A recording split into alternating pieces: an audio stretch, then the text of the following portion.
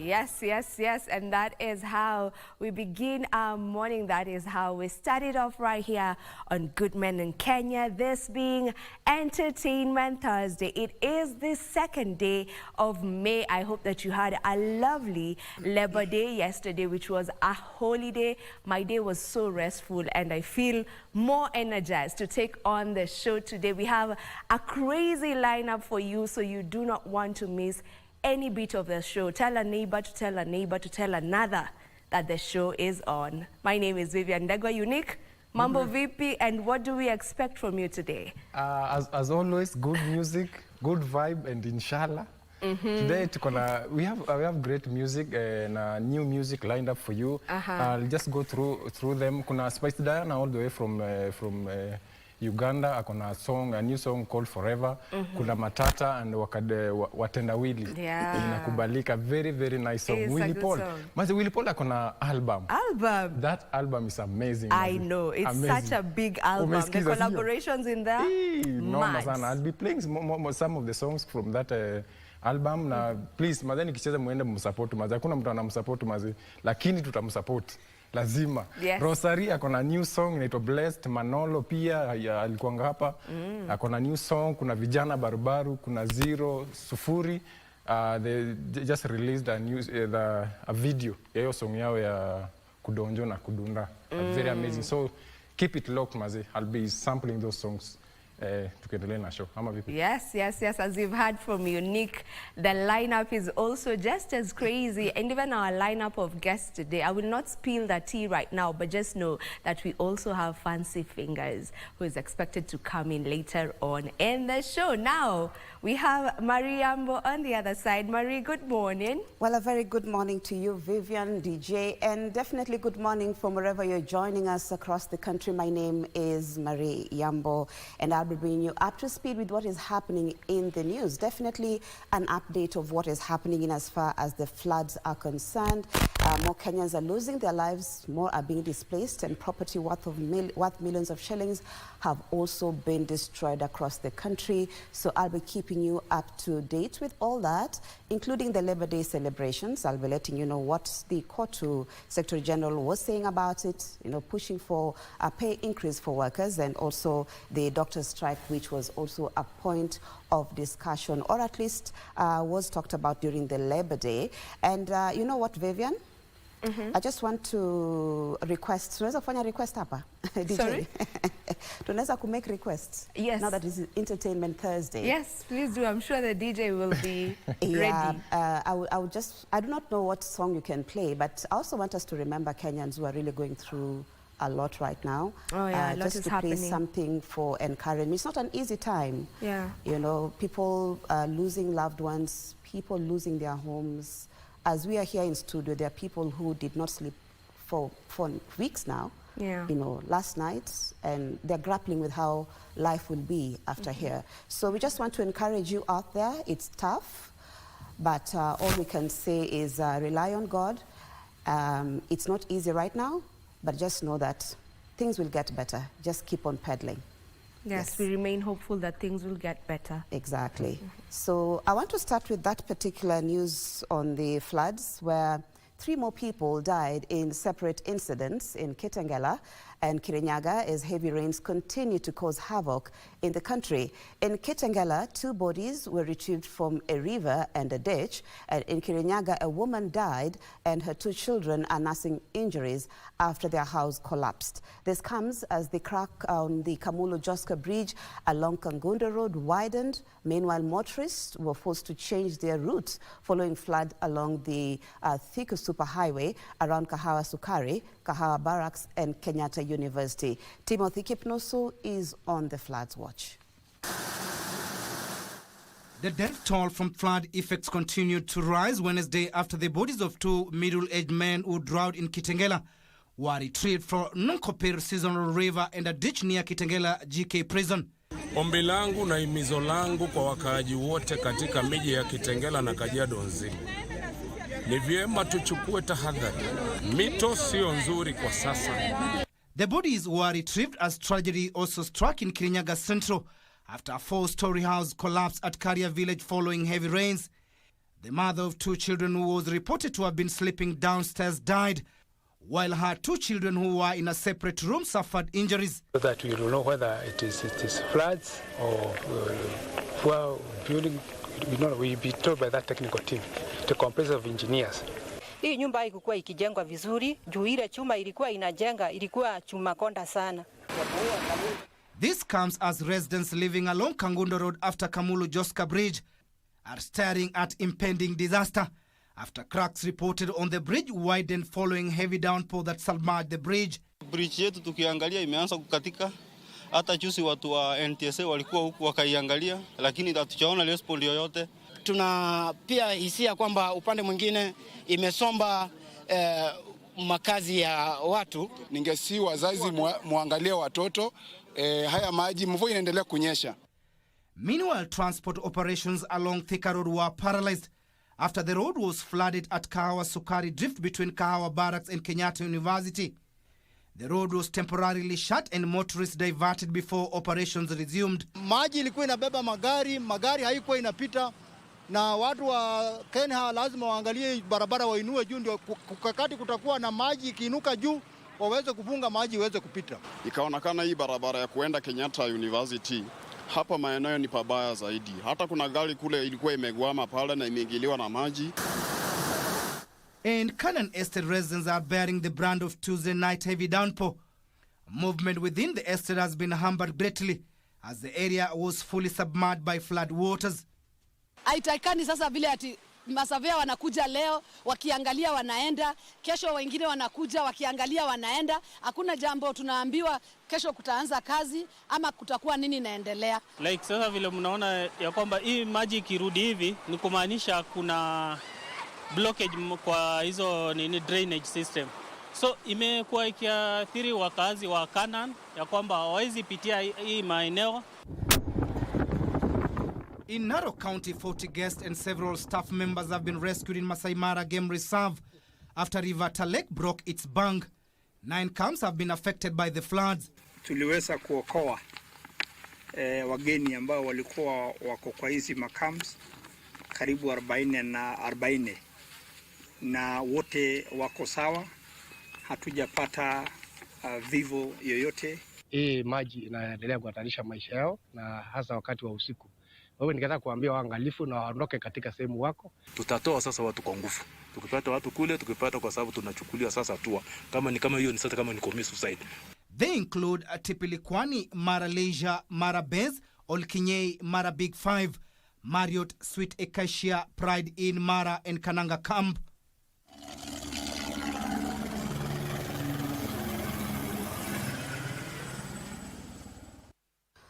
Of course, we'll be keeping tabs on the flood situation across the country. Remember that the Kenya Meteorological Department has already warned that these rains are going to be with us until at least the end of the month, varying degrees, but still do take care of yourselves wherever you are and your families. Do not underestimate the power of moving water or raging waters. Do not underestimate that.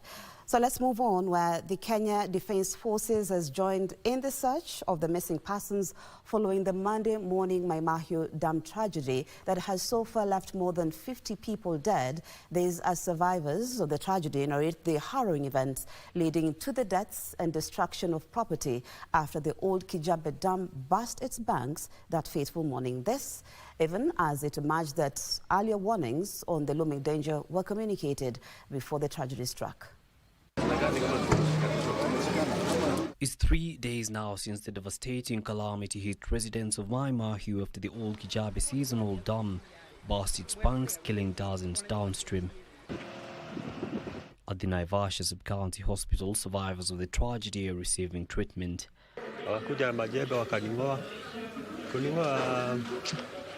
Kungoa mguu ilikuwa imefujika. Hii ya kusoto. Na johero huku. Kunauma kuuma. Nilisikia nikiwa nimegongwa miguu. Na hapo singeweza kujiokoa. Ila tu muti ilitoka na huko. Ikanigonga mbavu. Hivi sasa ikanikwamua hapo. Maji kanisomba. Lakini watoto wengine wameenda. In the female ward, Mary Mudhoni is still coming to terms with the loss of 8 family members. Kaniambia hapana mama, juu kumekuwa usiku, acha tulale. Sasa hiyo maji ilikuja imetubeba. This even as most residents confirmed earlier warnings from local churches on the looming crisis.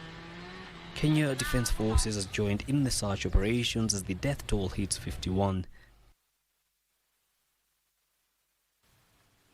Now, President William Ruto has directed Cabinet Secretary, that is Florence Bore, to spearhead the process of raising minimum wage by at least 6% to compensate workers for their valuable contribution to national building. The President's remarks during the 59th Labour Day celebrations at Uhuru Gardens in Nairobi was in response to a request by the Central Organization of Trade Union Secretary General, that is Francis Atwoli, who was advocating for a 22.5% pay hike for minimum wage earners to cushion them from tough economic times. Giverson Minor reports. Workers from various sectors across the country will have to wait for a little longer for an increase of their minimum wage. This after President William Ruto instructed the Ministry of Labour and Social Protection to trigger off wage councils for various sectors, including agricultural, to kick off the negotiations with key players with an aim of achieving a 6% increase in minimum wage. Na ndio mimi nataka sasa nimwambie waziri wetu wa Labour aite kamati ile inahusika na waketi chini, minimum wage tuongeze at least minimum by 6%, na mutaniambia vile hesabu hiyo itafanyika. As at today, it is unfortunate that no minimum wage council has met to deliberate and advise on the minimum wage adjustments as required by law. Anything hata president akikusalamia jambo, that is law. That is law. While acknowledging the country's economic challenges, Central Organization of Trade Union Secretary General Francis Atwoli had asked the president to consider an increment of 22.5% of minimum wage. Na tunaomba yeye atupatie 22.5% or whatever he has put in his pockets. The head of state saying Kenya's economic trajectory was on the right track, with over 140,000 youths now working in the affordable housing program, while 120,000 others had acquired digital jobs. Kabla ya mwisho wa mwaka huu, mutaziona zile nyumba nilianzisha mwaka uliopita kwa sababu nyingi zimeanza kuwa tayari. If seeing is believing, you will begin to see. Further, the president stated that various bilateral agreements on labor export with various countries including Germany, Austria and Saudi Arabia will see 250,000 Kenyans get jobs abroad every year. Labour and Social Protection Cabinet Secretary Florence Bore said 7 agreements were at an advanced stage of negotiations, while 14 are in drafting stage. My ministry is also developing bills to enhance the legal framework for protection of labour, which include the Labour Migration Management Bill. As workers celebrate the 59th Labour Day, President William Ruto has insisted that it is unreasonable for any group to make demands that may exceed the country's economic capacity. Watu wafanyikazi wote. Thank you, Giverson Maina. Now, conversations on the protracted doctor strike dominated this year's Labour Day celebrations, with President William Ruto citing the doctors' pay demand untenable. The president maintained the economy was in the red, calling on doctors to return to work, and politics would play out in the push for an increase in private security workers' salaries, as Kotu Secretary General Francis Atwoli used the platform to hit out at his critics who have called for his exit from the umbrella labor union. John Jacob Curia with the details of the evolving workers' union demands, coming at a time when junior secondary school intern teachers are also threatening to down their tools, demanding to be employed on permanent terms.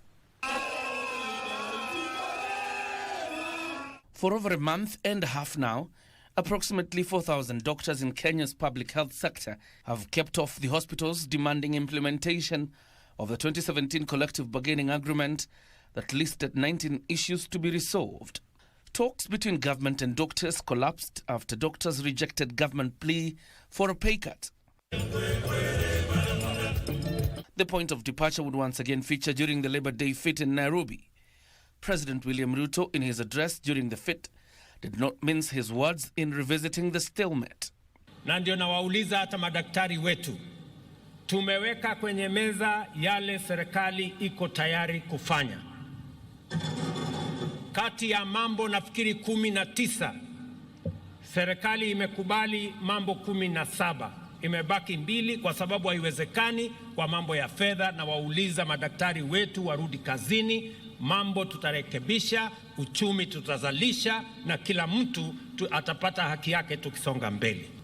Labour CS Florence Bore and Nairobi Governor Johnson Sakaja would also wade into the matter, urging doctors to soften their stance on the matter for the sake of Wanjiku. My ministry remains steadfast in engaging social partners, and I once more call upon the healthcare workers and employers to reconsider their position for a win-win outcome.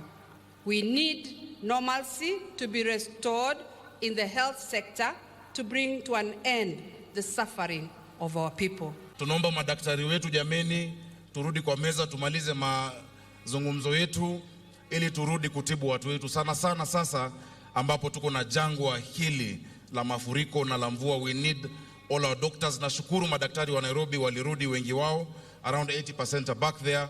Wale ambao wako nje, tafadhali, hakuna jambo ambalo haliwezi tatuliwa. You managed us on 6th of March. Wakati ulitangaza serikali haina pesa, you rendered court impotent, you rendered FK impotent, you rendered your Minister of Labor impotent, you rendered that committee that you had set out where my deputy was impotent, because as a worker number 1, when you take over a dispute, we cannot contradict you. We can't.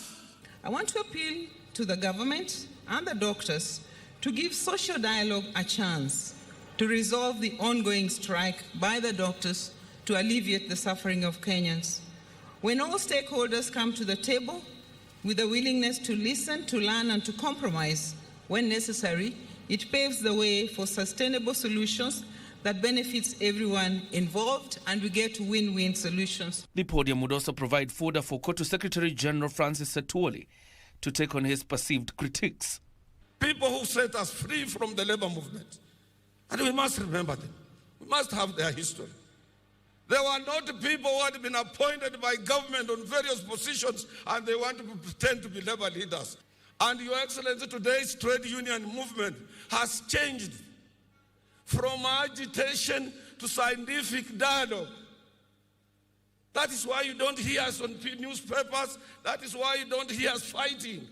We are busy with the employers in boardrooms. Governor Sakaja would also chip in on the wars facing Atwoli. Ile kazi ambayo tunafanya Nairobi, kuna watu ambao wanataka tupoteze focus. Hatutapoteza focus.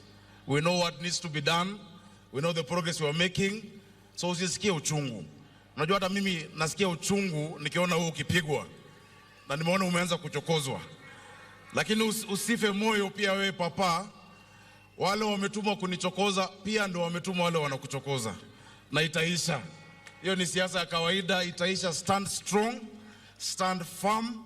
You're the leader of the trade union movement, not just in Kenya, but in Africa. You must be respected.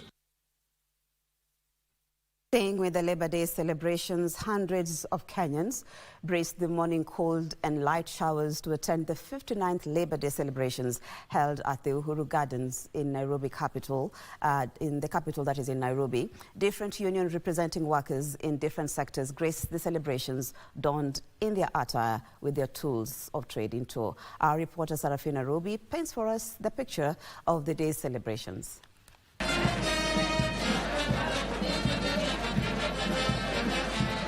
The 59 Labor Day celebrations at the Uhuru Gardens. Unions in tow with their tools of trade marched by in grace and splendor.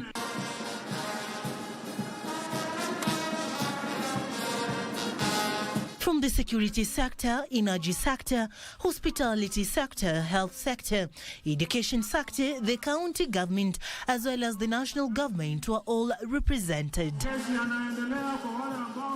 Kenyans from all walks of life braced the cold and rain to attend the momentous occasion.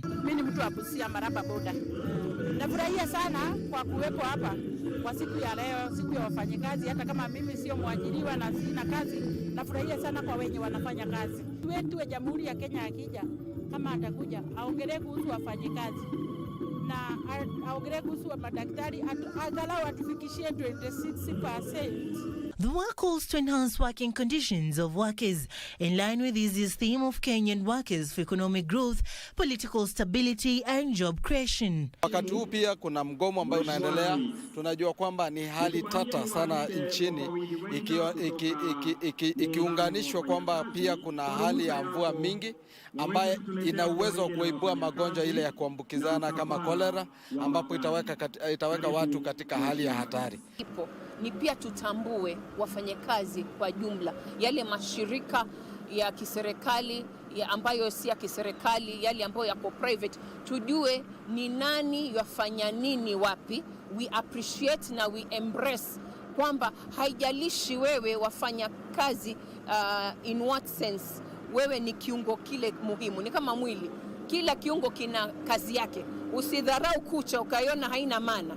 Hiyo ndio hiyo kucha ndio utajua we ina hadhi yake. Light moments did not go unnoticed from the leaders in attendance. Kuitwa Sakayo siki. Bora tujenge Kenya hii.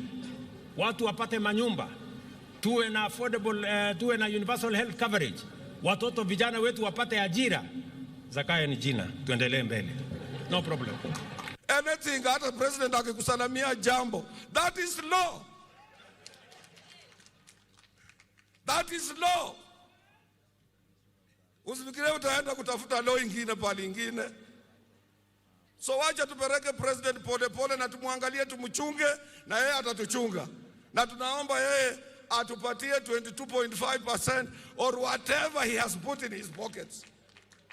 Since the year 1885, when the celebrations were first marked after the 1886 riots to reduce working hours to 8 hours, the Labour Day celebrations have been marked annually across the world, with Kenya marking 59 years since they were first celebrated in 1964. This comes as most unions make a clarion call on the need for an increase on the minimum wage bill. Thank you, Sarafina Robi. Now, Labour Day celebrations in most counties recorded a low turnout, with workers calling for an increase in wages. Here is how Labour Day was celebrated in various counties.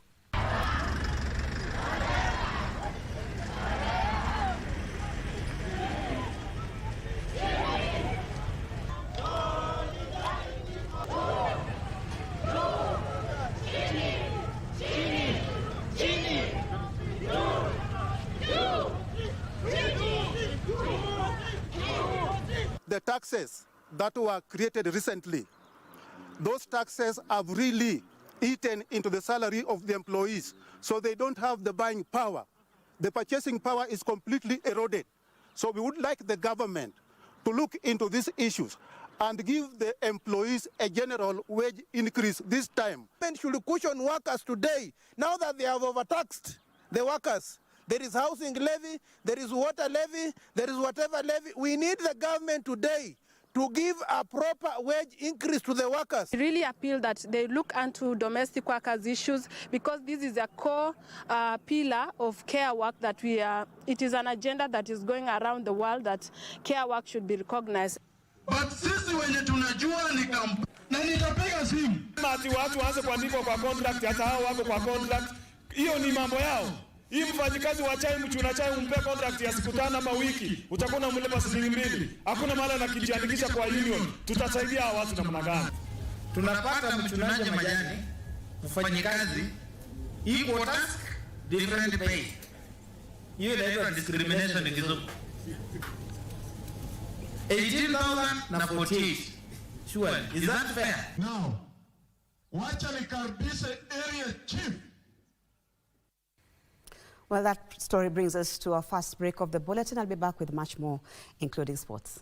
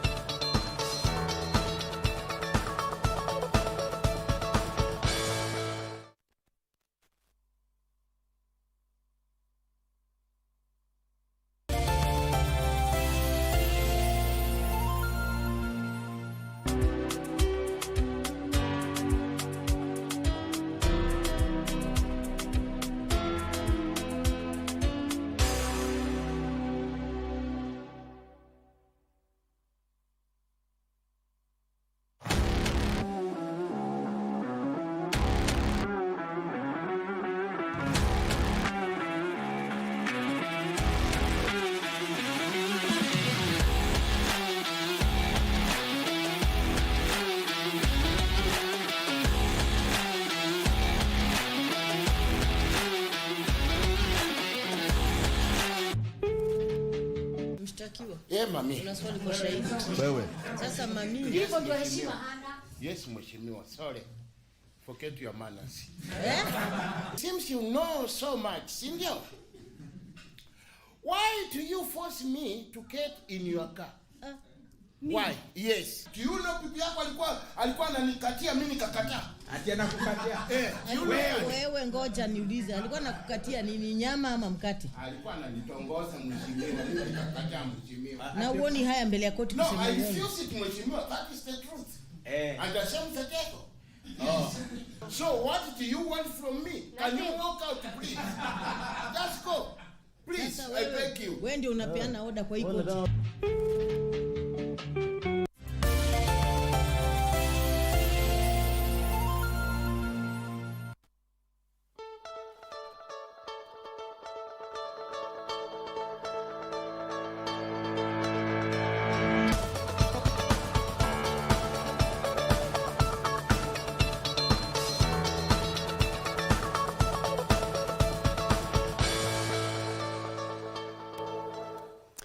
Welcome back. We continue with the news. We are close to 3,000 people affected by floods in Kibra constituency, that is in Nairobi County, have benefited from a food donation courtesy of the First Lady Rachel Ruto's Mama Doing Good program in partnership with other well-wishers. During the donation, the First Lady assured the victims of government support with both food and non-food items during this period.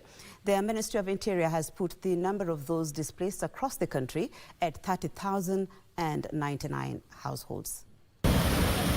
With many families displaced by floods in the country having lost almost all their belongings and livelihood to the floods that continue to wreak havoc in several parts of the country, it was a little sigh of relief for the residents of Kibra constituency in Nairobi County when the First Lady Rachel Ruto visited them with food items.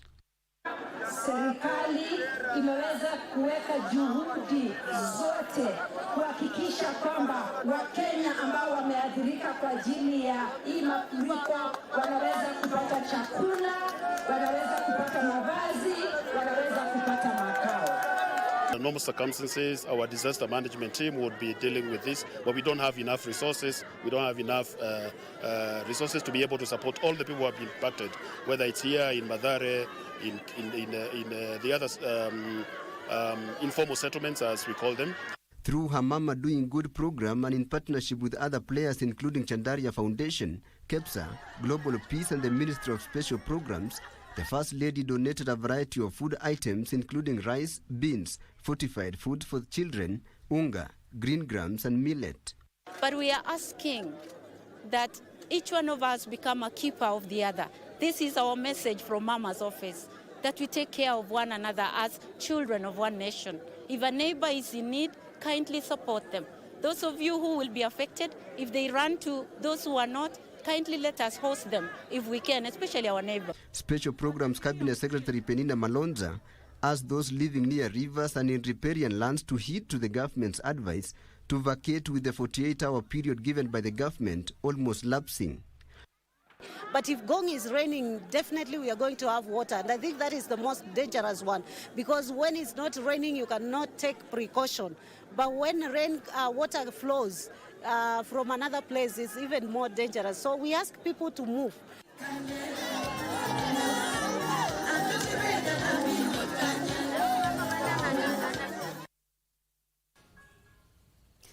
Agriculture researchers, policymakers and businessmen will gather in Naivasha next year as stakeholders seek to incorporate technology in agricultural practices in Africa.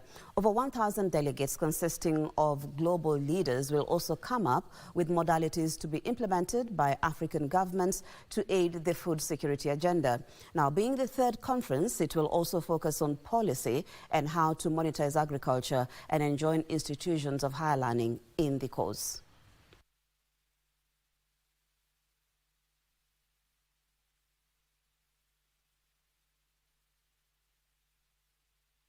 This event, dubbed IBMA-IBMA, which is the International Conference on Business Models in Agriculture, was last held in Rwanda this year in March. And I had the opportunity to attend the event. I was very inspired because it brought about many peoples from all over the world, from Israel, from the United States, from South Africa, from Nigeria, and they were all talking about policy on how to monetize agriculture, and how to make all the organizations in Africa, universities, work together so that we can be more productive as a continent in Africa. This conference is very unique because we are driving a unique agenda. We all understand that Africa can win on the food sector. It is so complicated to win on other sectors, because we understand there are some other countries that have high potential when it comes to energy, a high potential when it comes to aviation. But when it comes to the food sector, Africa, we believe that we can be the leading, we have a leverage to promote the food sector to the level we want it to be. And as at the bank, we look at how do we de-risk agriculture for us to make all the players within the value chain have access to facilities and financing within the banks. So for us, we are saying we are helping and supporting all players within the sector to leverage in technology for them to be able to scale up. Mythical Linturi's political future as Agriculture Cabinet Secretary will be put to test today, with members of Parliament expected to debate on an impeachment motion against him. His survival will depend on whether or not at least 117 legislators give the nod for the formation of an 11-member I beg your pardon, select committee to probe his removal from office. The impeachment motion tabled by Bumula Member of Parliament, that is Jackson Nelson Wamboka, was signed by 110 legislators. Our reporter, Abdiaziz Hashim, examines the next steps as Linturi makes history as the first cabinet secretary in the current government to face an impeachment motion. Agriculture Cabinet Secretary Mythical Linturi's fate now lies in the hands of the legislators, who will on Thursday vote to either have him face an 11-member select committee or save him. His woes began with the fake fertilizer saga, in which he was accused of being at the center of the scam, facing allegations of gross misconduct and abuse of office. As MPs gather in the National Assembly on Thursday morning, they will be guided by Article 152, Section 6 and 7 of the Constitution. MPs will debate on the motion by Bumula Member of Parliament and vote on it. If 1/3 of the members equivalent of 117 legislators support the impeachment motion, it will trigger an 11-member committee to probe the claims within 10 days. Should the committee be formed, then it will open up a window for the CS or his representatives to attend the proceedings. The committee report will then be tabled in the House for adoption. If the allegations against him are found to have been substantiated, he will be accorded an opportunity to defend himself before voting. If the committee finds the allegations against him unsubstantiated, the matter will be put to rest. Pursuant to Article 152, Section 10 of the Constitution, a resolution requiring the President to dismiss a Cabinet Secretary must be supported by a majority of members of the National Assembly, which is 175 members. A resolution that achieves the required support must be promptly delivered to the President, and he is bound to dismiss the Cabinet Secretary. If impeached, Linturi can appeal in court. The House has until next week Tuesday to dispense with the motion. However, noting that the House is scheduled to proceed on a 1-month recess as from Friday 3rd May 2024, the Speaker directed that the matter be canvassed on the 2nd of May. So I am seeing this bag here. So if this is what KEBS brought, or the certificates you have from KEBS, looking at it, I am telling you, this is not the fertilizer, it's not within the fertilizer subsidy program that I am running. This comes as the net has been cast wider, leading to the arrest of 3 senior officials at the National Cereals and Produce Board (NCPB) over the same. The 3 are Managing Director Joseph Kimote, Corporate Secretary John Ngetich, and Marketing Boss John Matiri. They are expected to be charged alongside senior officials from private firms alleged to have been involved in the distribution of the fertilizer. Residents of Baruti Ward, Nakuru County are protesting the alleged killing of an 18-year-old man. They allege that the Kenya Wildlife Services officers threw the man into Lake Nakuru on grounds of illegal fishing. 18-year-old Kelvin Erenge, whose body is yet to be retrieved, is said to have disappeared on Friday. Reports indicate that Erenge had allegedly been arrested by the officers, according to his family. Responding on phone, Lake Nakuru National Park Senior Warden Titus Mitao said he can't comment on the matter as it is under investigations. Peleka deep sea na wakamwachilia bila life jacket, wakamtupa ndani. Mimi nikaendaga mpaka hapo kwenye alikuwa. Kitu nilikuta tu ni samaki zake na kambenye alikuwa na ruadha nayo. Juu ni kitu nilijionea na macho yangu na ndio maana inaniuma.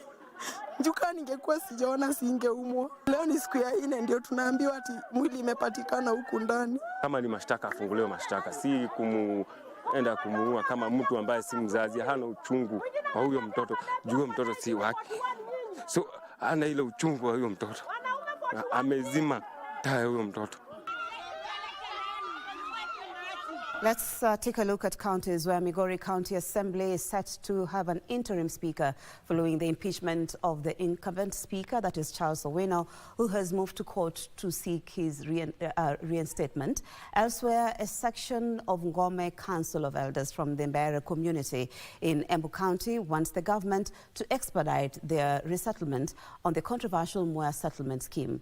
More of these in the county news roundup. We are banning the business of scrap metal in Embu County for fresh vetting ya hizo biashara. Sababu ni hii. There's a lot of vandalism of government and private properties. Meanwhile, Kiharu Member of Parliament Dindi Nyoro is urging heads of government departments to channel resources towards the mitigation of the ongoing flood crisis. There is usually money for emergency, both in the county government and the national government. But to be honest, it is barely enough because no one foresees kutakuwa na jaga kama hili. And because of that, the Constitution of Kenya pia hiyo iliangalia na ikaona kunaweza kuwa in a situation we are in. Elsewhere, junior secondary school teachers in Trans Nzoia County have vowed not to resume their jobs if the government does not meet their demands. We presented our issues. We had 3 key points. The first one was abolishment of internship program for fully trained and registered teachers. The second issue was compensation of junior school teachers and primary teachers who served on internship program. So we were supposed to be compensated for all interns. And the county government of Siaya has announced their commitment to improving emergency medical services for expectant mothers and newborn babies in a bid to improve the maternal mortality rate in the region. When a mother is in distress, she requires just not any ambulance. The ambulance has to have the right personnel, it has to have the right equipment, and it has to turn around very fast. So we'll be using our technology to help coordinate those responses. Elsewhere, the Kenya National Private Security Workers have called for an immediate review of the laws governing the sector. Tunaomba na tumetoka kupatia katibu wetu mkuu mwongozo, na kama mkutano yetu ambayo ilikuwa ya NEC tumemwambia ya kwamba hiyo kesho katibu Atwoli aweze kutusukumia ya kwamba iwe revisited.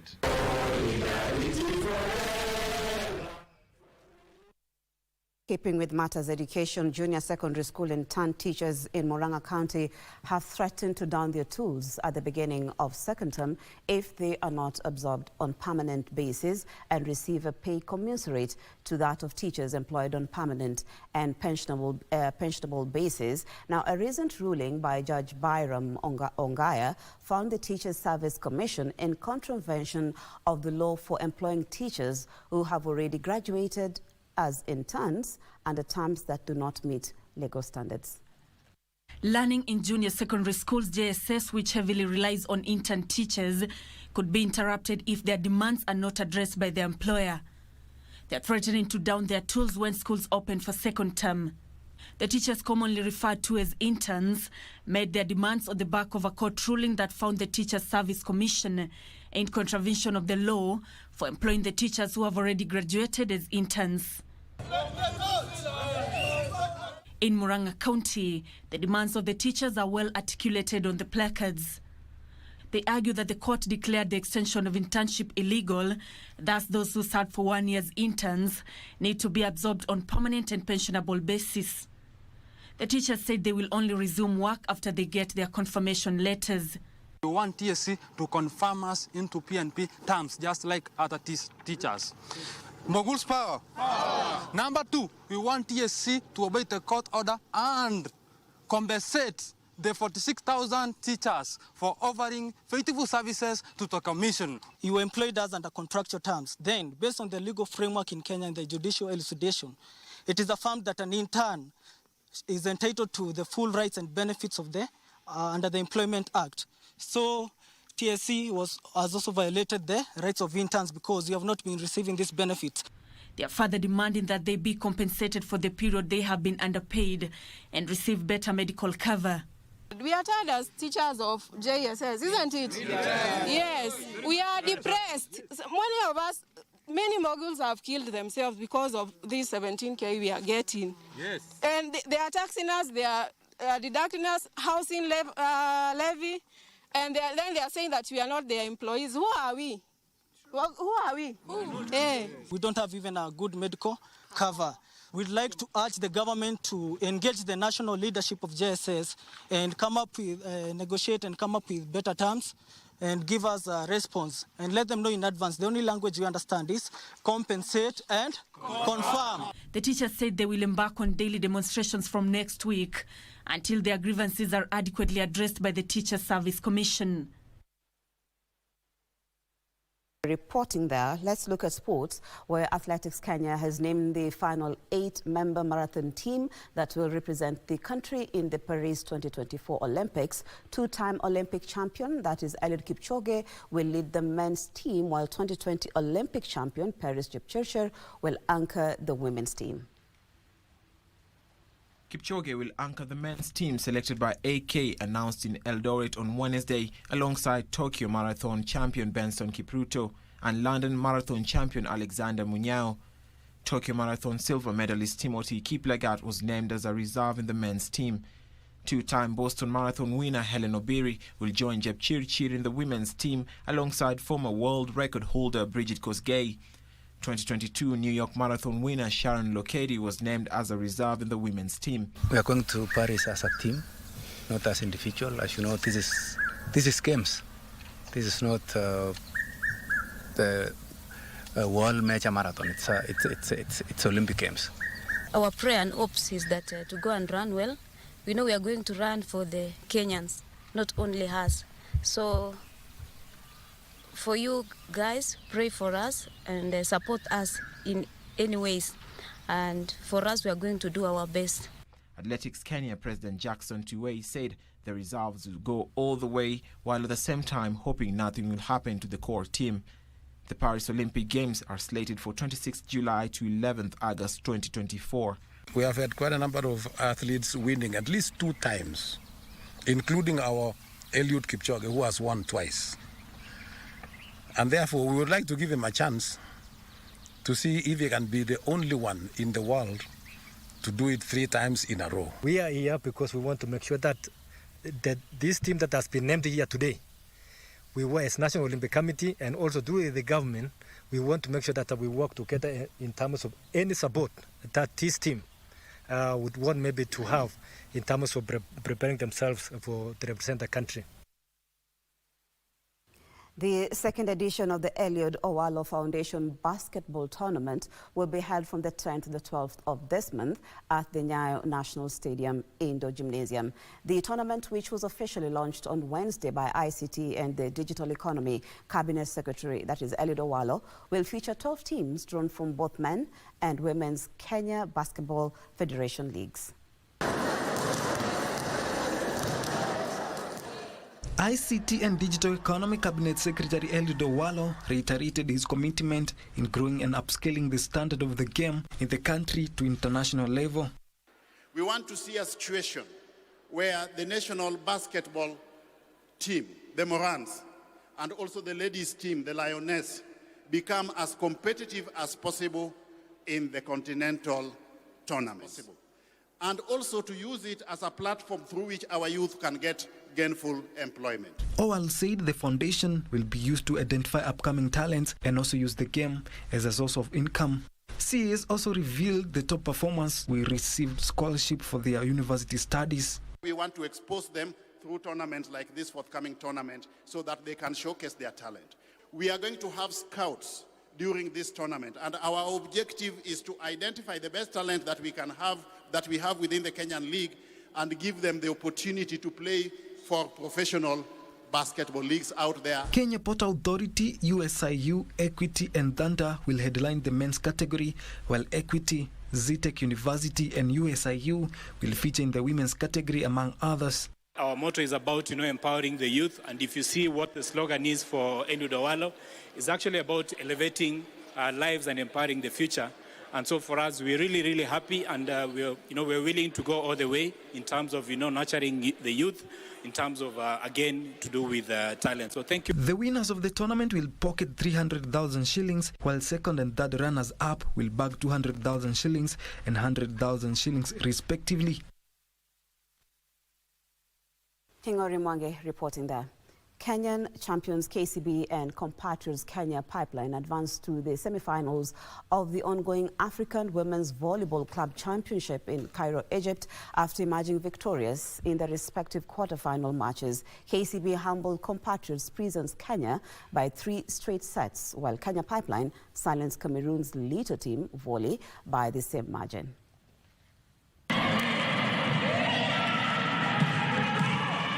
The bankers and their compatriots Prison Kenya started the game on high, utilizing every opportunity, but the first set ended 25-20 in favor of KCB. The bankers went ahead to win the second and the third set, 25-22 and 25-17 respectively. En route to the quarterfinals, the former African champions defeated ASEC Mimosa of Cote d'Ivoire by 3 straight sets. Prisons Kenya, who had beaten Nigeria Customs by 3 straight sets to advance to the quarterfinal, will now play in the classification matches. Meanwhile, Kenya Pipeline silenced Cameroon's Lito team volley by 3 straight sets to qualify for the semis.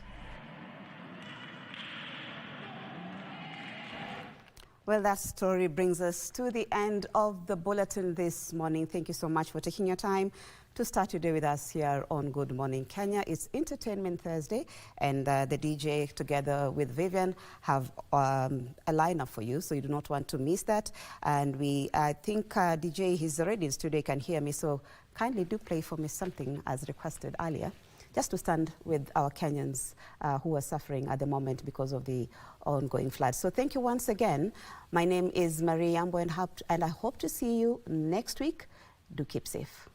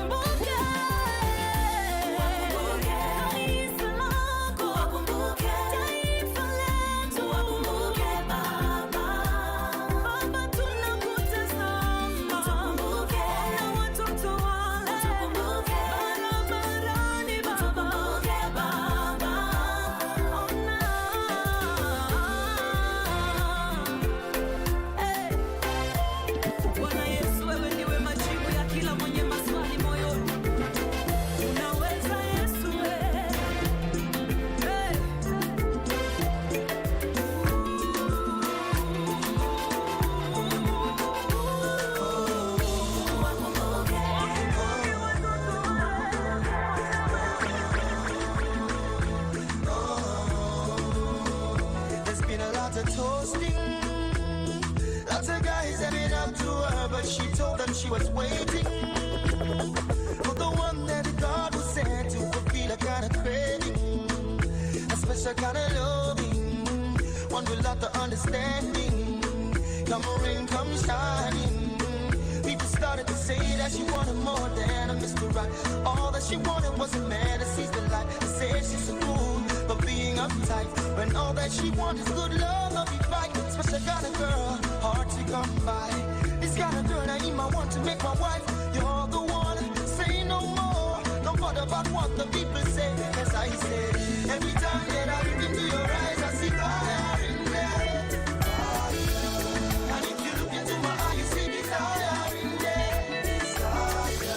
Where you love is a crime, and I want to be wanted. Where you love is a crime, I'm willing to be wanted.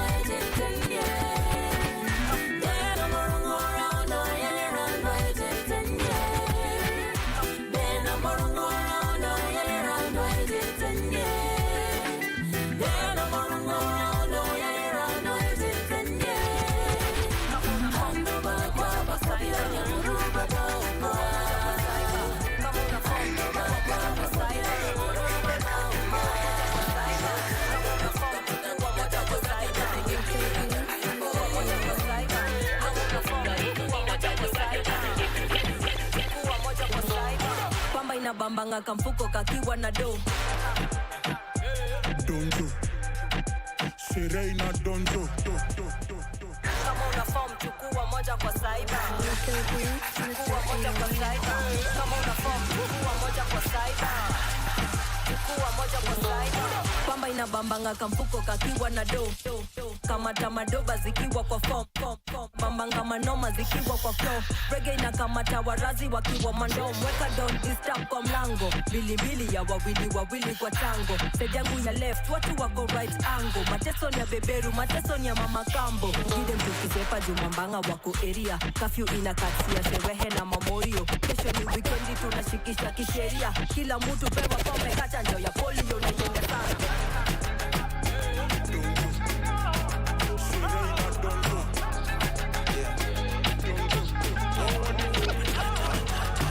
Niachenya shipite boss kwani Sikosi nguvu baby girl mi ukula njugu bad to the bone lazima nikunywe supu shake that thing hadi upige marufuku kaende kifo cha mele unaninyonya kama maembe na tembe kimbuku vitu zetu usiseme wacha wapaki wakidhani kuna venye peleka juu peleka chini usiogope kuu rarua mini ikishika sana toa ulimi zako zikipanda cheza na ndani tuko area chiki vile dobe metubeba tingisha kichwa tuangeba ule dema kohanda samebeba sitoki mkono na mabega tetemeka kauna malaria shimo kando kaumegenya jikune ni kauna bakteria alafu po inakubalika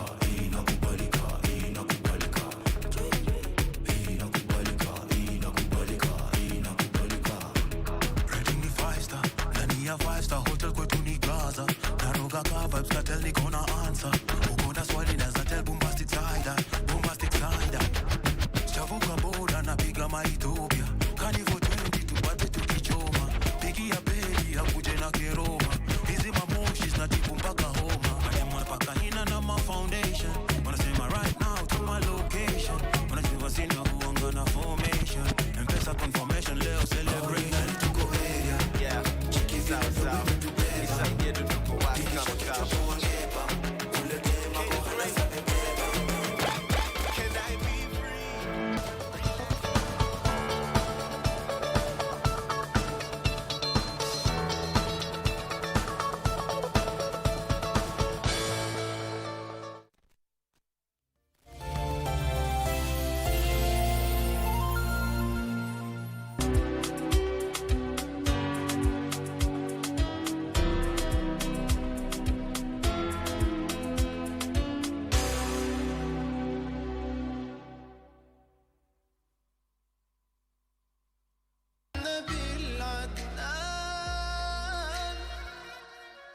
يا قلبي فاز الصائمون القائمون الراكعون. Zaidi ya kukimbia kwa Allah subhanahu wa ta'ala, Allah anasema fafirru ila Allah, kimbieni kwa Mwenyezi Mungu subhanahu wa ta'ala, kwa kujiweka karibu na Allah tabaraka wa ta'ala, kwa kumtaja na kumkumbuka Mwenyezi Mungu subhanahu wa ta'ala. Miongoni mwa manufaa ya kumkumbuka Allah subhanahu wa ta'ala ni kuwa tutakuwa karibu naye, na vile vile pia tutaweza kuondoa wasiwasi katika mioyo yetu. Pia kumkumbuka Allah subhanahu wa ta'ala kunatupa kinga dhidi ya ushawishi wa shaitan, la'natullahi alayhi.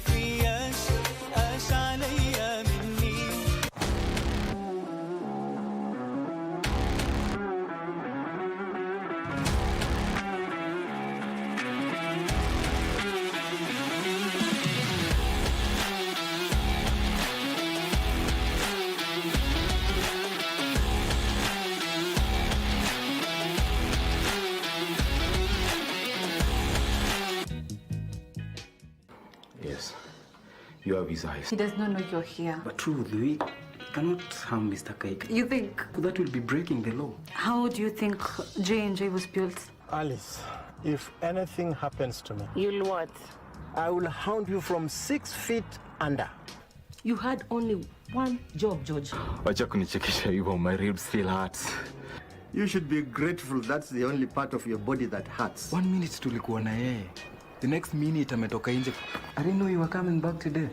Nah, I just came in to hand in my resignation letter. If it is about the salary, I can talk to your boss. Not really. It's not about the pay. Alice really convinced you, huh? It doesn't look like a very good day for J&J. He's not alone. Uko sure kuna Ronald? Nani mwingine amequit? Will you tell him or should I, Ronald? Huyo Kaikara amekuthreaten na nini? Hiya, Chep, you agree with Kamene that we are all drafts?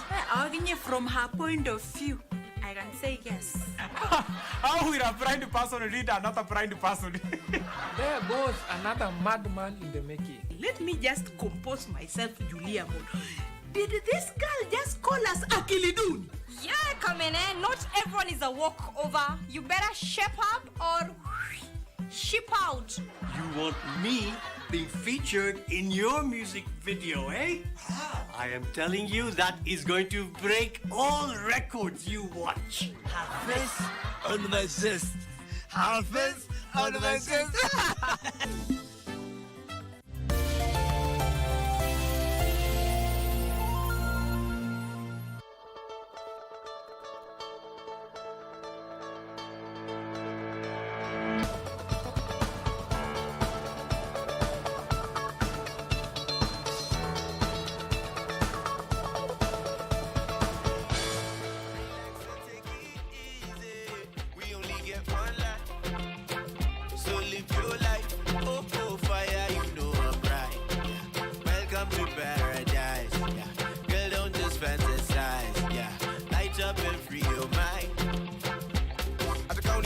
Unajua ni nani beast hapa na levels au deadly uko unajua zina exist hata na kuombea daily ufike mali una aim before ni deadly nijenge na V8 baba before they play me nionyeshe mali snakes surgery ya utaona ma mistakes unaweza acha kucomplain swedanganya side ya ni main can I be free relax and take it easy we only get one life so live your life oh fire you know I'm right.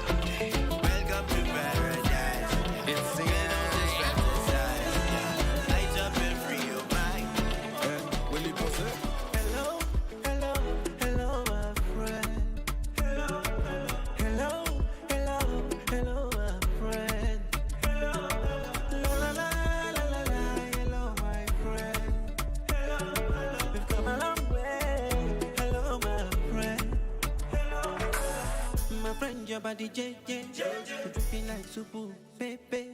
You show quiet in my love one day. Now you are one see, today. You don't post on Instagram anymore. You don't dance on TikTok anymore. Yeah, daddy, my shady, in the bed, in the car, I make you ready. I love my baby, I never make you mad, oh. Yes, yes, yes. And we are back. Thank you for staying with us. This is Entertainment Thursday right here on Good Morning Kenya. And Unique has started us on a high. And umeanza na ngoma mpya mpya. Hype note. Top notch, top notch, top notch. That song by Willy Paul is actually a really, really good one. Yeah, and album. Yeah, it's Hello. Yeah, featuring Ianya. Yeah, featuring Ianya. We're going to be telling you about that album. But before that, we know that what has been trending over the week and last week has to be about the floods that we are experiencing right now as a country. It has caused, you know, havoc all over the country, and we really just want to ask you to stay safe wherever you are. Just make sure you stay safe. And there's a toll-free number by Red Cross that is 1199. So if you're in any danger concerning the flooding situation, just contact that emergency number that is 1199. And Red Cross have given some tips that I wish to give you before we get into the trends that we have for the day. And tip number 1 is evacuate immediately to elevated areas in case of flooding. And then just 6 inches of moving water can knock you down. Just 6 inches. No 6 inches ni hapa. Even that 6 inches of water is enough to knock you down. So just don't go where there's, you know, wherever the places that are flooded, just don't go to those areas. If you can avoid that, is just avoid. And then 1 foot of moving water can sweep your vehicle away. So ukiwa na gari assume that you can pass. You saw the situation, that lorry that, you know, I'm sure you saw it online, it was trending. It does not matter if you have a big car or you don't. Just 1 foot of water, you know, 1 foot high of water is enough to just sweep away a car. So just don't. And in flooded areas, use a stick to test the depth. So if you're somewhere where you're trying to pass, if you just don't have any other option, use a stick to just measure the depth of that water, you know, as you pass. And then switch off electricity at the main switch if the house is flooded. We know that many houses are flooded right now. You know, the water has gotten into so many houses in Kitengela, in Mathare, all over that is. So when that happens, immediately just switch off electricity from the main source so that you avoid getting electrocuted by that water. And then avoid downpour lines and muddy waters where power lines may have fallen. And then do not drive over a bridge that is flooded. Those are some of the precautions that Kenya Red Cross is asking us to try and take. And remember, there's a toll-free number, an emergency number that is 1199 in case of any emergencies. I hope that we all just try and remain safe wherever we are, and also just hope for the best. We hope that these rains are finally going to just end. Yeah, let's get into what has been trending. And now, DJ Unique, I don't know if you know this MC. There's an MC by the name Zendiambo. So Zendiambo is accusing Gwethe TV of stealing his famous street phrases. You know, the likes of Godha Tena, he says he's the one who came up with that. Kufinish kumalo, kudonjo, kudunda, you know, all these phrases that we normally hear. Initially, okay, myself, I thought they're from Gwethe TV, but apparently, Siza Gwethe TV. You know, they're from Zendiambo, who is an MC. And he's actually not happy with Gwethe TV because he's actually saying the worst bit is the fact that Gwethe TV are making money out of it because they're creating merchandise, you know, capes, T-shirts, you know, with those phrases and selling them. So I don't know what you feel about it. Mi sioni shida. Yeah? Unajua, sometimes you can come up with an idea na hiyo idea siwe italipa. Unaona, mtu mwingine italipa. Yeah. That person alichukua hiyo idea na kaiweka ina business perspective. Sasa yeye inamlipa yeye alikuwa na hiyo idea lakini hakuwa ameiweka into business. Yeah. Mimi sioni any problem there. Yeah, and then I don't think you can even sue if you wanted to because you didn't copyright it. Yeah, so true. see inaweza kuwa ni yako, yes, but si yako if you didn't copyright it. Yeah, you know, hakuna mali imesemekana this one is, it's only you who can benefit from it. So, I mean, I don't know. You know, Gwethea mekimbia nayo kabisa. Like, Yeah, every one of us actually thought that kufinish kumaloni Gwethea lileta, you know, kudonjo, kudunda, because he's the one who's always saying those phrases. But, well, sijui wataelewana tu, watajua vile wataelewana. Another thing that has really trended over the week has to be Baba Talisha. Watu wa TikTok mnajua who we're talking about.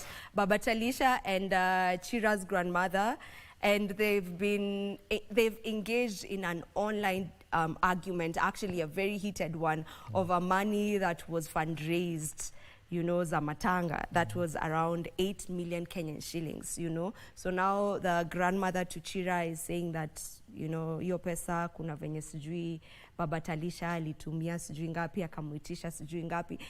And I was just like, this was bound to happen. This was bound to happen. Place kuna pesa. Ogopa? Ogopa kabisa. Yeah. Ogopa. But what do you feel about the situation? Are you going to point fingers at anyone when you wanna feel this one is wrong? You unajua sasa you can't point fingers because hata ujui ni nani yako right na nani yako wrong. So wenyewe itabidi tu wamekaa chini wameelewana. Yeah, Baba Talisha said he's going to be going to court and file a case, file a complaint. Akisema amekuwa, you know, his name has been ameongelelewa vibaya, you know, because the grandma is saying that hiyo pesa kuna venye Baba Talisha amekula sijui amefanya nini. It's just a lot, and I'm just like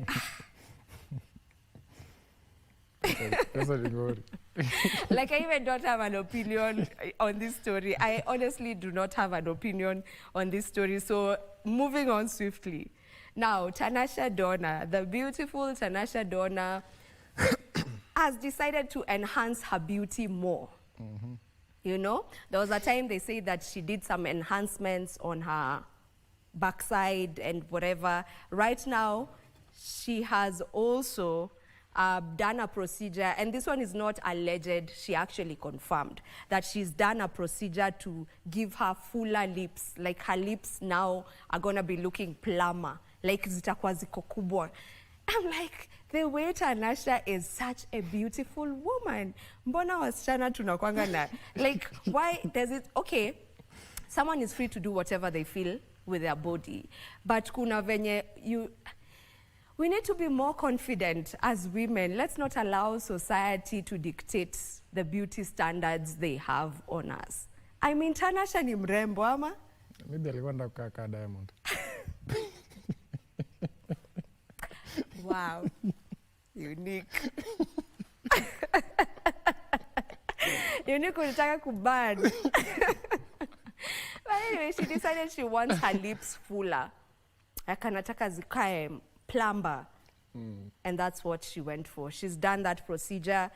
Akasema tumpatie a couple of weeks, alafu sasa tuonyeshe how the full look looks. But it looks, from the photos I've seen, it doesn't look that good, but maybe ni jua ijapona. So ikipona, direction. Yeah, so ikipona, maybe it will look better. But I really just don't get what is it with us women just trying to change the way we look. I mean, I know it's difficult, and the beauty standards out here are just, you know, anasema ukitaka kukaa mrembo unafaa ukae hivi, you need to be petite. Wengine anasema if you want to look beautiful, you need to have some curves on you. Like, just be who you are. You're beautiful as long as you're confident. Confidence is key. Kujiamini. Confidence is everything. But if you feel there's something you want to enhance, go ahead, baby girl. It's your body. All right. So away from Tanasha Donna, this week kumekuwa tu na beefs. Beef after beef after beef on social media. And these beefs are from some top artists we have in Africa. Ata Maju, by the way, because also Drake was beefing, you know. And closer home, there's a beef between Diamond Platnumz. Okay, this one has been there for years. Diamond Platnumz and Harmonize. You know that Diamond Platnumz discovered Harmonize and gave him a platform, and Harmonize aka blow up because he's also very talented. You have to give that to him as well. He's a talented musician. Ikafika point wakatokana and he left Wasafi. Records. And he went solo for the longest time. Now Diamond, the other time, was performing at a concert. Na aka mention tu watu wenye ame carry along, watu wenye ame bring to the game, and he mentioned Harmonize. And it did not sit right with Harmonize because Harmonize was like, nini wewe? Harmonize alikuwa anasema utashinda hapo hivyo ukisema vile ulinisaidia. Actually, Diamond, Harmonize alikuwa anasema ati alimulipa that he paid Diamond to be in the label. So there's no need to be in the label. Ama ni ile time akitoka, juu akitoka he was required to pay. To pay, yes. Yeah. So kama alimulipa, there's no need ya kumention every time anaenda. Yeah. That was what Harmonize was saying. Ilimkwaza. Yeah. Diamond akasema yeye ni maskini na wanawe. Wanawe ni akina Harmonize. Alikuwa tu poke chokoza kabisa, you know, and they're just beefing. You know, Harmonize akisema unajiita hapa maskini na wanawe na nilikulipa sijui how many millions, you know, when I was leaving Wasafi. Oh well. Mambo yao ni gumu. But do you feel like Diamond keeps saying it all the times? Do you feel like he keeps mentioning Harmonize? He keeps saying, you know, mentioning how he brought him to the limelight? But I don't think so. Sijaona mention most of the time. Yeah. This was just a by the way, alikuwa kwa concert. Unakumbuka hata alileta, kuna dem fulani alileta kwa stage akisema yeye ndo alifanya aimbe ile wimbo ya what's that song? Remind me. Nenda kamwambie. That song, ati apparently, okay, wacha niache kusound ka hater ati apparently. Nime sound ka hater. I cannot hate on Diamond. He's a great artist. So there was a lady who was in the crowd, and apparently Diamond akamuona akiwa hapo stage akiimba, and akamuita akasema, you know, this is the lady who made me write that song, because back in the day I used to really love her, I used to really like her, I used to really crush on her, but akanikata. So that song alimuimbia. Akaita huyo msichana kwa stage, akakuja kumsalimia hug. Yeah, alafu akarudi stage. Anyway, I just feel Harmonize aliamua tu kujump on it just to create some tiff hapo waongelelewe kiasi, because you know when they are talked about, then it's a plus for them as artists. The other beef is between Davido and Wizkid. Hawa pia wameamua, you know, wamekosana. And there was just the other day, Wizkid had actually said that, you know, they're going to organize a concert, a Davido and Wizkid concert, but wapi? Sasa wamekasirikiana, wamekosana, au hata wanaongeleshana vibaya. It's just back and forth on Twitter. You know, Wizkid akisema that akisema Davido and the entire crew have nothing on his music, like his music still remains top. Davido akimuuliza wewe hata ulitoa wimbo lini mwisho, nyimbo za wewe uliisha. You know, it's our time now. Like they're just beefing, they're beefing, and I think beef for artists sometimes works. Yeah, you work sometimes. It works. For artists, it does work, because now everyone is on their case. This one is saying what? Now, if any of them, actually, Davido challenged Wizkid and said, let's drop a song at the same time and see which song moves like fire. Let's just drop songs. Let's set a date and decide to drop ngoma kesho. We drop it at the same time. Are you Team Davido or Team Wizkid? Both. Choose moja. Kuna kwa neutral hapa. Pick a side, brother. Gun on your head. Davido or Wizkid? Wacha niende na Wizkid. Nenda na Wizkid. Yeah. Mimi naenda na Davido. Kin Davido. Davido character yake inaweza fanya ni mhepe. Lakini I love Davido's music, so I'll stick to Davido. And I saw him perform at Raha Fest. He's a good performer. He's a good artist. So scratch that. Sahau character kidogo, naenda bado na Davido. So tunachukua musical, wachana na character. Ya chane tu na character yake. Kama vile nachana na character ya Diamond. Achana na character yake, tuone musical. Yeah, Davido. I'm picking Davido over Wizkid. Right now I feel like Davido is really his songs are banging right now. You know? What else? What else is on our trends today? As you had said, there's a lot of new music. There's Willie Paul's album. Yeah. It's called Beyond Gifted.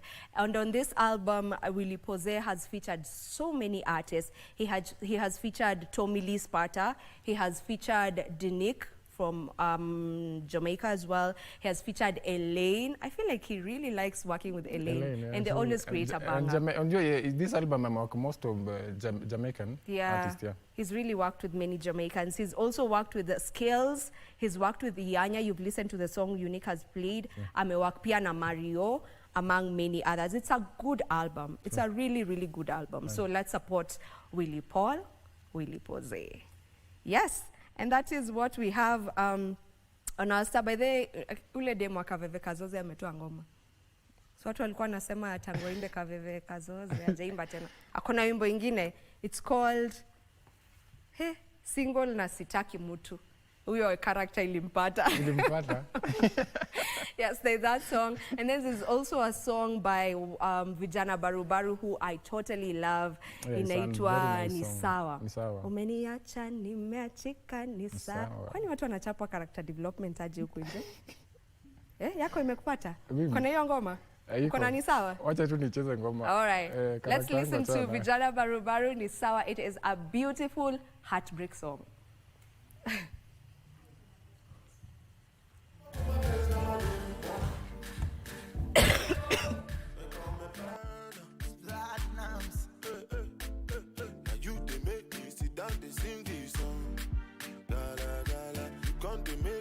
Like I do you wrong, jaga jaga. If you want time, I go give you more, jara jara. Today you go give me love, sawa sawa. That's if you walk on my pants, na madu. Wanna paka wanna nita. Esa, when I'm boy, tatakila se. Wanna paka wanna nita. Esa, that's if you walk on my pants, na madu. Wanna paka wanna nita. Esa, kunde boy, tatakila se. Wanna paka wanna nita. Adekaburu kwa Mandela, rudi kwa bibi Kinondoni, Ambalulu Kunjadela, mwanangu Gigi simuoni, aje ainama, mama ainuka, baby shut down, ainama, kuonyesha ulivyofunzwa, ainama, go down baby, ainuka, give it to them baby, ainama.